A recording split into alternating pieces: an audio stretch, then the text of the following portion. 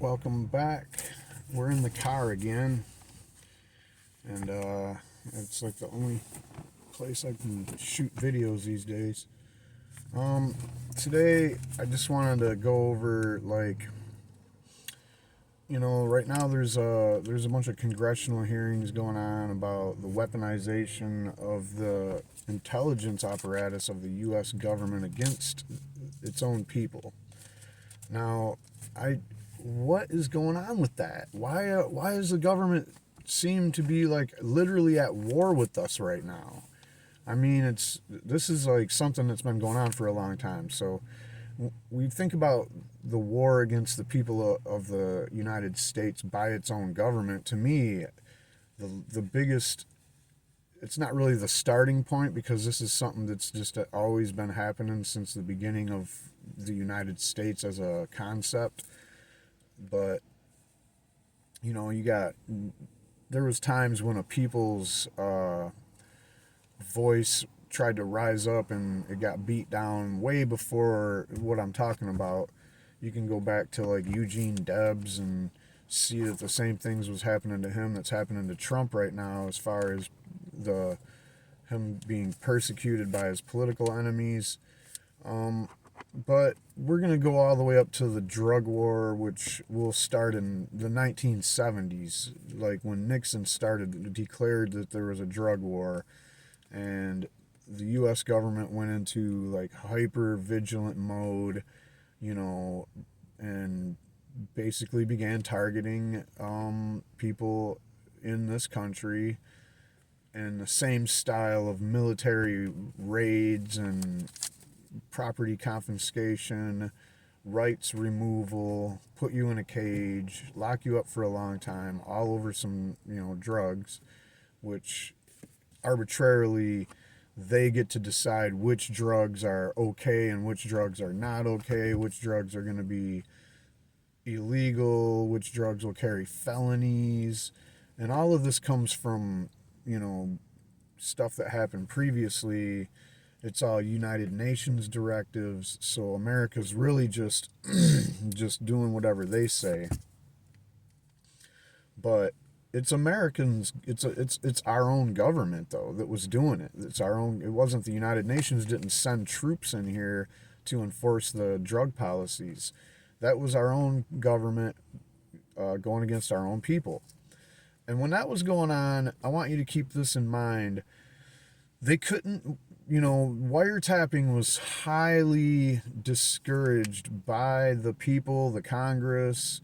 Even the president talked about how, wiretap. No one liked wiretapping, even though they were all doing it. You know, Obviously Nixon eventually didn't like wiretapping because it's what got him impeached and ultimately lost his job over it.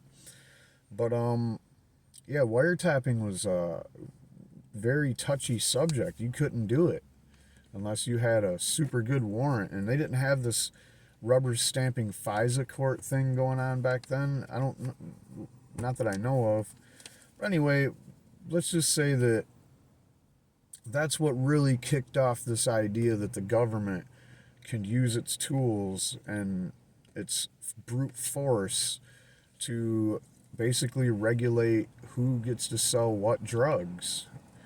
Um, it happened before with alcohol, but it happened and when the drug war started, it started this whole thing that just kept going and going, and it just started being applied to other things.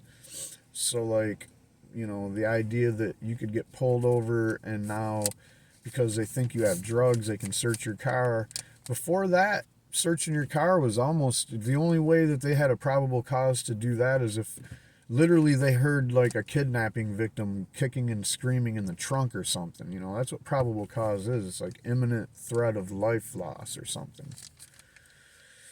So let's move on to the next phase of their war against Americans, which everybody my age will remember. Back in the 90s, you had the Janet Renos and the Bill Clintons of the world going after the militias and the church cults. This culminated in the massacre of United States citizens by the government at Waco, including you know, over almost 2 dozen children who died in a burning inferno. That in most people's opinion, the government set that fire. The government wants to say that the people inside set the fire. Why would they? Um, you also had Oklahoma City, where a lot of people would argue that the story that they gave us about Timothy McVeigh only tells a little tiny piece of the story, and that Timothy McVeigh had deep state connections to the CIA, was working in league with terrorist cells. And when I say terrorist cells, this brings up images of like the Iraqi Guard, or, I don't want to say Al Qaeda because I don't know if that was the exact terror cell we're talking about, but whatever these terror cells are, they always can be traced back to CIA funding. I mean, the CIA's been involved in this blueprint that they still do if you look at Ukraine, where, they create a boogeyman, and then they fund the other side of that. So, like, back in the biggest example that everybody knows and how Al Qaeda actually was born was when the Mujahideen was fighting against the Russian forces during the Russia versus Afghanistan wars back in the 70s. And the CIA was funding the Mujahideen, which led to the CIA training, special forces style training a bunch of those soldiers and creating Al Qaeda. So there's a good possibility, and a lot of people believe, that Oklahoma City also had CIA fingerprints all over it. So once again, you have the U.S. government doing or participating in some kind of action that ends up, making. Why would they do that? Well, it was just to keep pumping this notion that there was an actual war against these militias going on, and that, Timothy McVeigh was sympathetic to the militias. And, I mean, if you look at what they say motivated Timothy McVeigh, the motives are kind of, I mean, they're a little weak. You're trying to say that this one little guy was going to make this statement that the government is bad by blowing up a building full of, and there was a daycare center in that building, so children died there too. Then you had Randy Weaver, another case where the government was pushing somebody. Apparently, this was over a trumped up gun charge or whatever. They pushed him, and he lived in a remote cabin in the woods. And they pushed him until until they basically came to his property and raided him. And then they killed his wife, who was holding a baby when they shot her. So just another situation where they wanted the public to think, oh, look at these bad guys, or, they're sawing off barrels off of shotguns, and they're selling guns, and they're involved in this gun thing, making it sound like, there's some kind of a plot against the U.S. government by a bunch of these militias that are going to arm up and then, I don't know, storm the gates. So that was the fear that they wanted to put in the minds of the American public, was that there was this big threat from within. And I mean, if you look at what they're saying, the threat really wasn't against anybody in the public. It was just against the government. So then we fast forward it to 9/11, who, once again, a lot of people think, and have a lot of opinions out there, that there was some kind of CIA involvement, that, once again, you create this boogeyman. Now it's bin Laden, who literally the CIA created. And then you use that person as a patsy in an attack.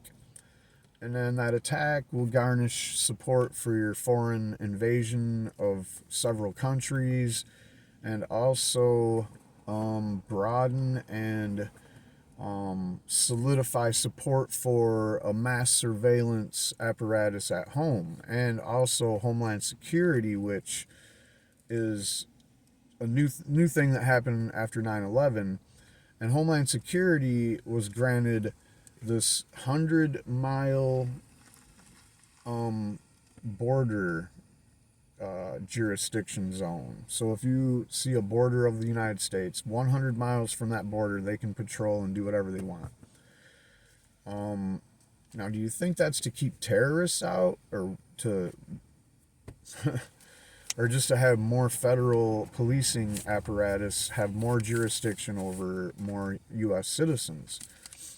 All right, and now the TSA is another thing they invented for after 9/11, where you're supposed to be afraid that some terrorist is going to jump on a plane with a shampoo bottle full of C4 and blow it up. Well, when we look at all the terrorist plots that happened on airplanes, including 9/11, it's starting to look like there was CIA involvement in all of them. It's the same kind of pattern where you take mental defectives. Now, the FBI does this a lot too. You take these mental defectives and then you coerce them.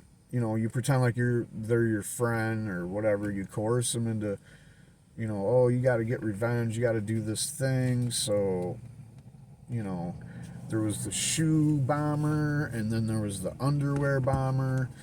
Not very convincing characters in either situation, as far as like if you're trying to say that what I just said about how they do this with mental defectives and turn them into patsies. If you don't think that's what happened with those guys, read into it a little more. So we've just been getting more police since 9/11, more police agencies being created, more funding going towards police outfits. And then we have the NSA spying, which before, we used to really care whether or not the DEA or FBI was wiretapping people. Well, now nobody cares. Now that the terrorism, we gotta listen out for just in case the terrorists are plotting something. We gotta look at everybody's bank accounts just in case some,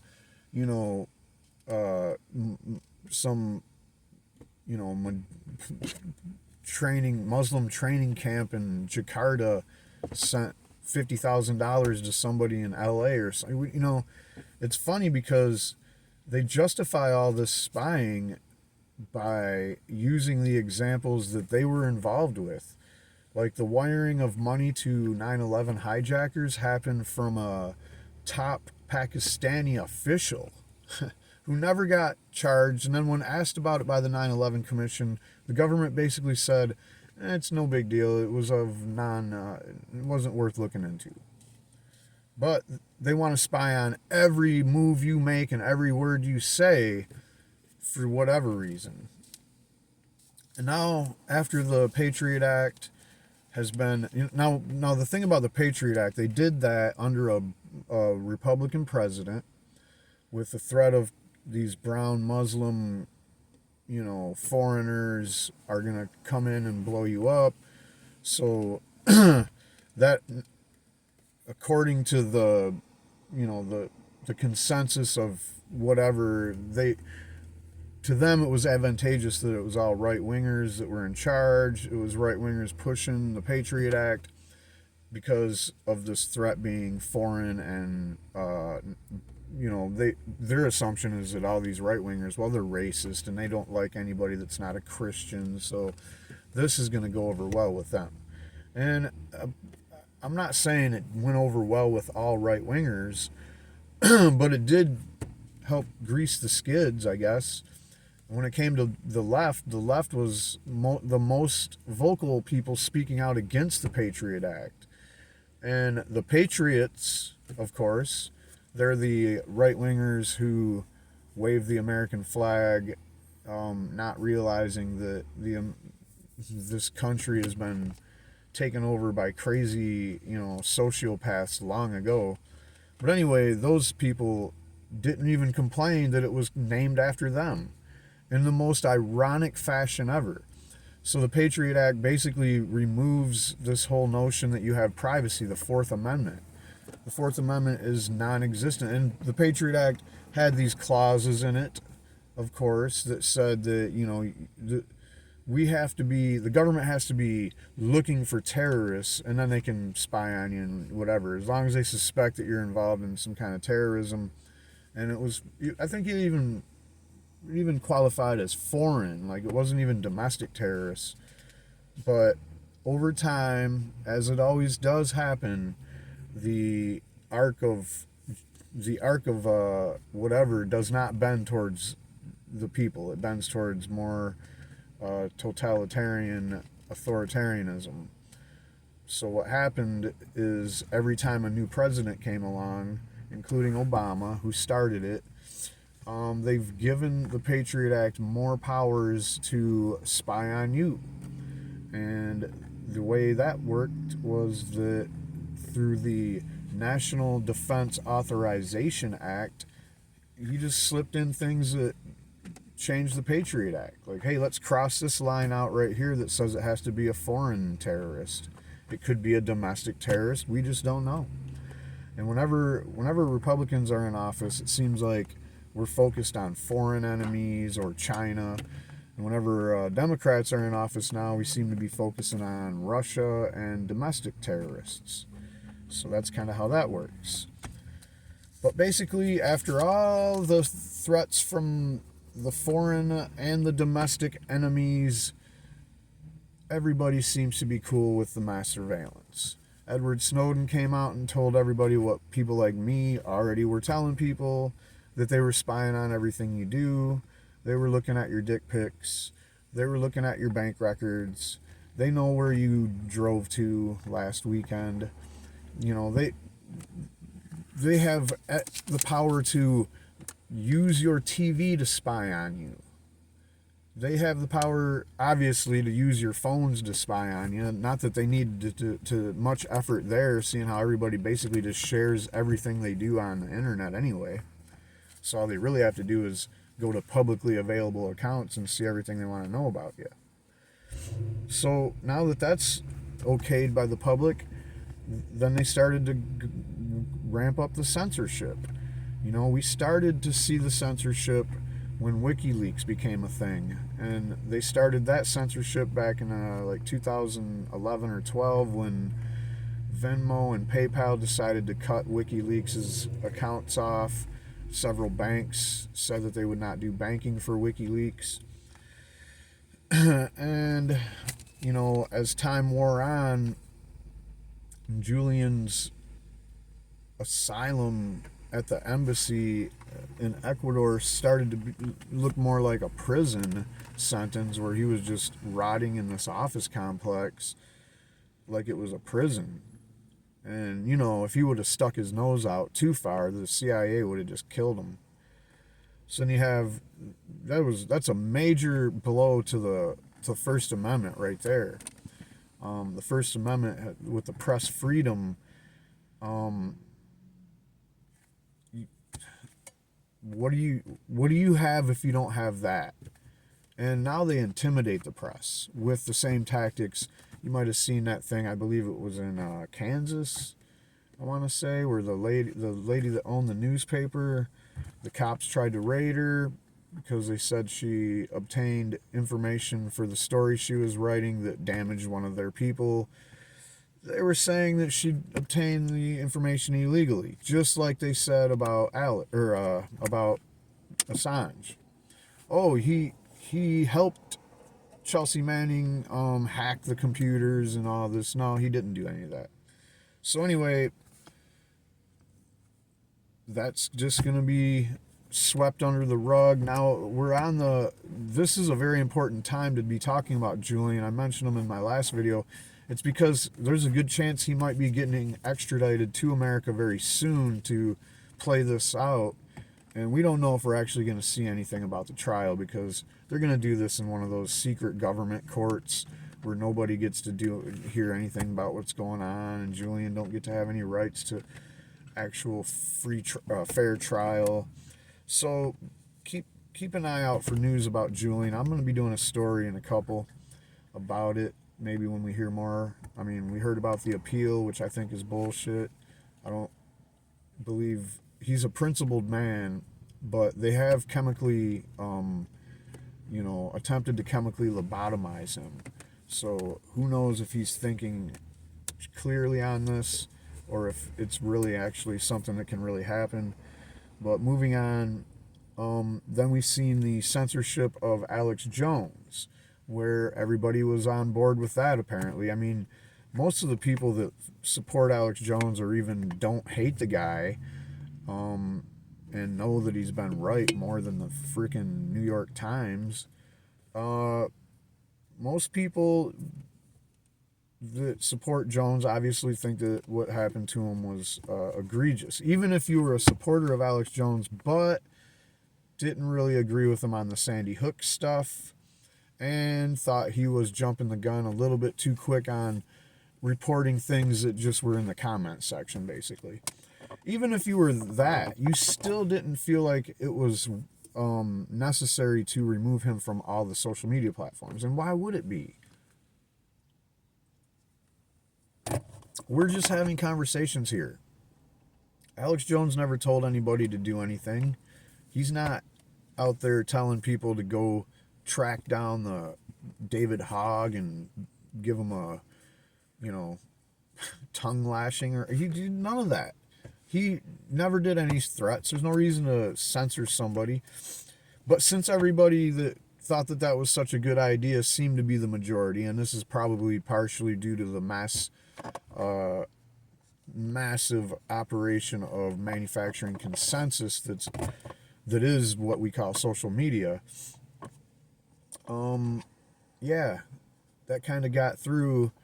That was a major constitutional violation, and it opened the door for them to do something more, which was to censor the sitting president of the United States, Donald Trump. They censored him off the social media platforms. It's absolutely insane. That's crazy. So you're going to censor the leader of your country, even though you're just a corporation. And now I hear this from libertarians and I hear this from progressives alike. Oh, they're a private company. They can do whatever they want. Now, the libertarians said that when they were censoring people that they didn't like, and then when it came back around, well, libertarians will say that about anybody. They say that about the pharma bro. They say that about anybody making billions of dollars on oil subsidies from the government. I mean, libertarians literally don't know shit about what they're talking about half the time when it comes to this stuff. Like, oh, that BP guy, he's a private company. He can do what he wants. Do you realize that BP, the only reason that they're a company is because of government subsidies and CIA help? I mean, that's all your tax dollars that you bitch about all the time. But I'm not.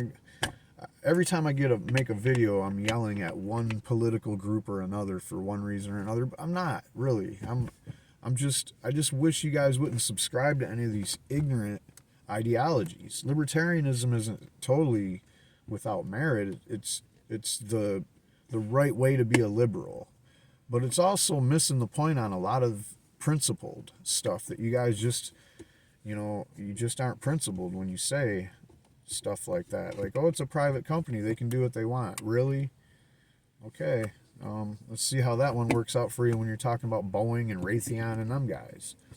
I mean, how private does somebody have to be a private company? Literally, these social media companies hire deep state thugs to work in the back office and censor people. And they're getting their directives right from the federal government. So how private is that? But I'm going off on tangents way too much here. I want to get through this. They're at war with us.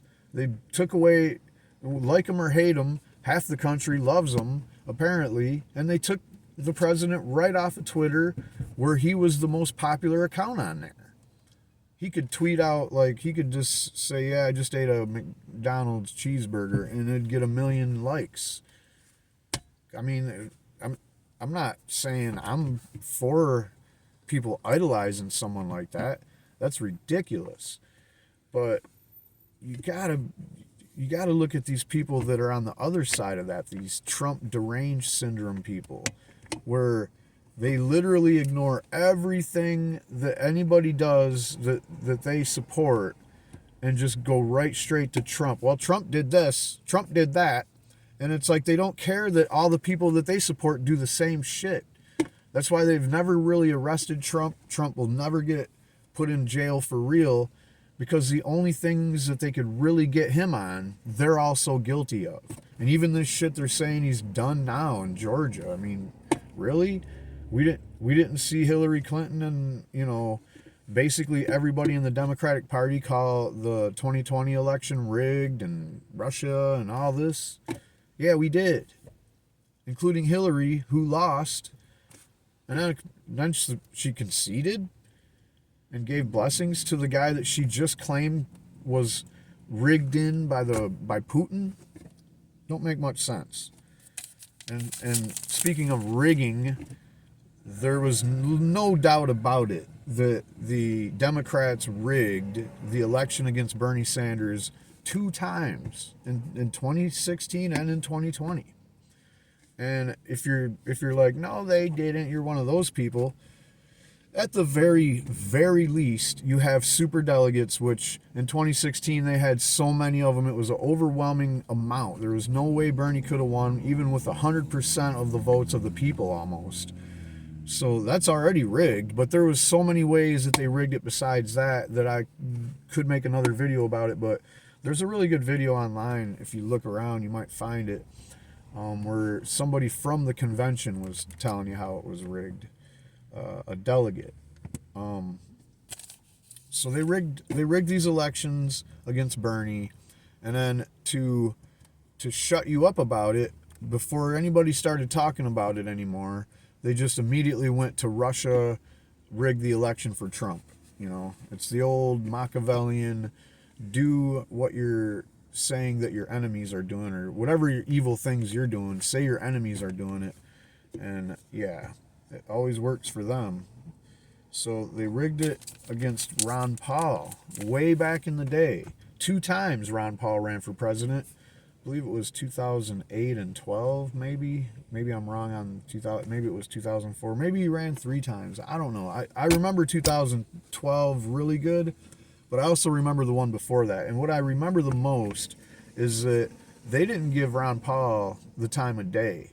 I mean, the first debate, he was able to answer some questions and really get out some poignant points about military base oversaturation, spending the money at home instead of over there. Although his libertarian policies on spending money at home, I'm wondering what he was talking about there, because I wasn't really a big Ron Paul person back then, but he really captured me in 2012, because the very little amount of time that he was given to speak, he was able to throw a lot of shade at some of the big talking points that they were doing. And now this same thing happened with Mike Gravel.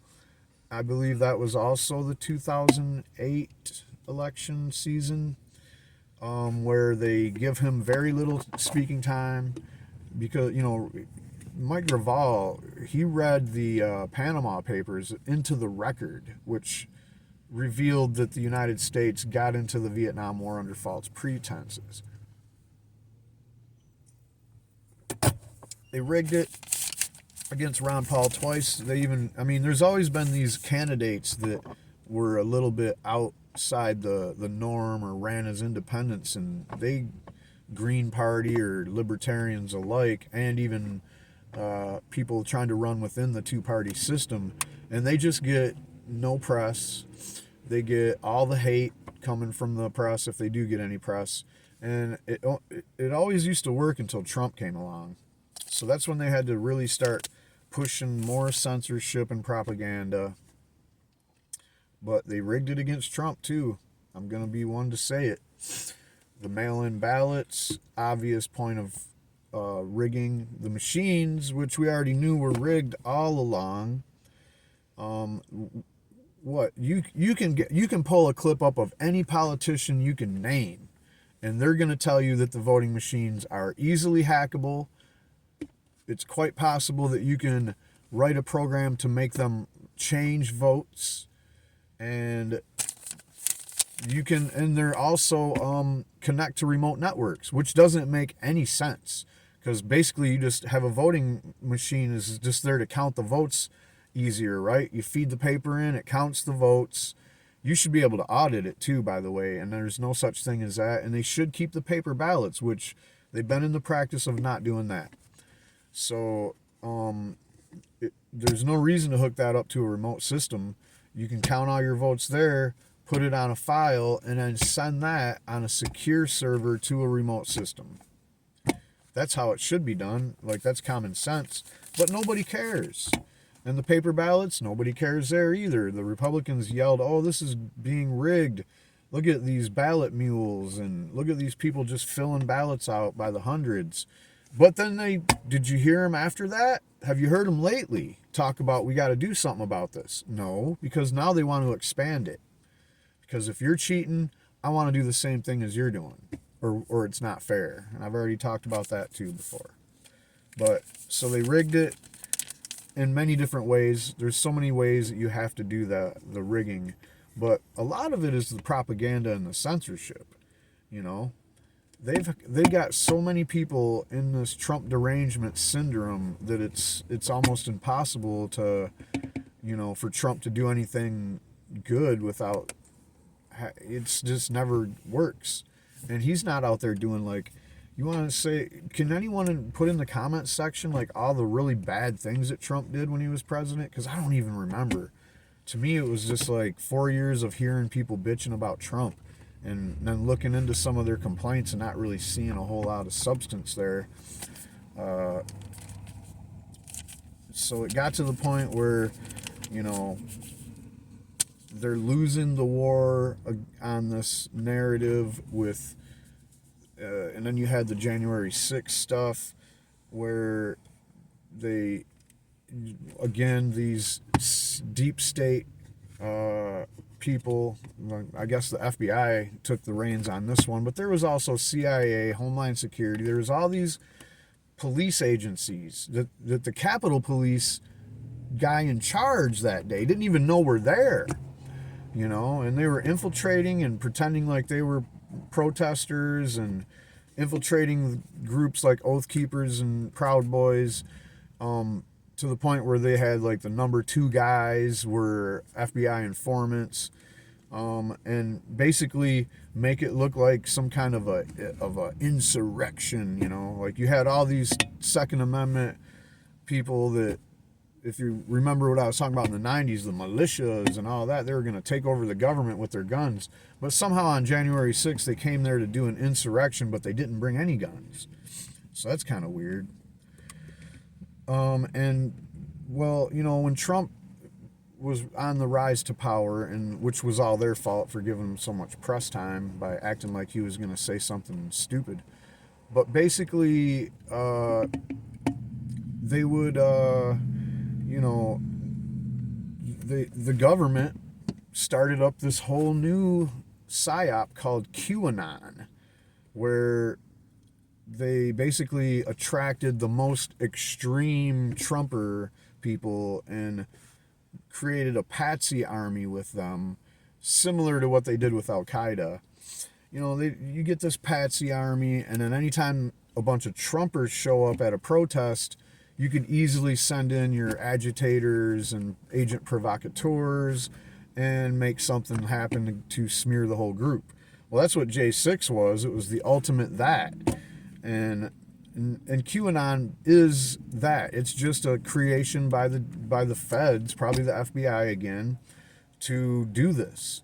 And now that it's out there, now that it's an established thing in people's minds, now anytime somebody's talking against the narrative, they just put QAnon. Oh, you're a QAnon. I guess this video is a QAnon video, apparently. I mean, I got to get this video done. It's getting really long. But that's what they did. They churned a bunch of us into the enemies of the state. QAnon's literally enemy of the state. So if you're not careful out there, and if you identify as QAnon adjacent or whatever they call it, they're watching you extra tight, probably even just as much as they watch me. Now, the war against us continued with the mandates, which are have been proven to be detrimental. The mandates have killed people.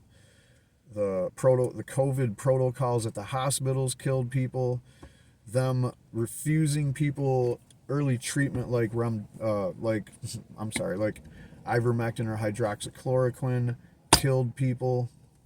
And quite frankly, them inventing the virus killed people. Not enough people are mad about that. This virus was invented by them in the lab, and yet somehow nobody's mad at them for doing that. Like, they're just like, oh yeah, okay, maybe we shouldn't do gain of function. No, you should be mad if you're saying millions of people died because of a COVID virus. They invented it. Why aren't you mad at them for that? And we know exactly who was involved in that gain of function research. It's all documented. They've been emailing each other about it.